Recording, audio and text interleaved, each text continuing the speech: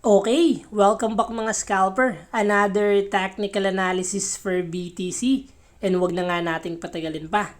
Daily time frame is isang malaking green candle and above average yung volume.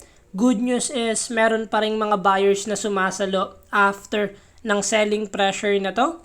Silipin na natin yung possible scenario sa lower time frame. Kung makikita natin sa 4 hours time frame nung nabasag niya yung trendline resistance natin, pinasukan tayo ng buyers and lumipad yung BTC.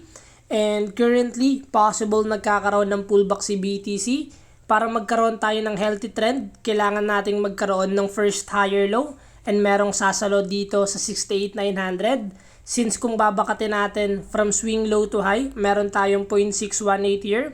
Without breaking this area, is possible magkaroon tayo ng continuation sa uptrend momentum as long na may sasalo dito. But the moment na basagin pa ni BTC to, is possible bumagsak pa yung BTC.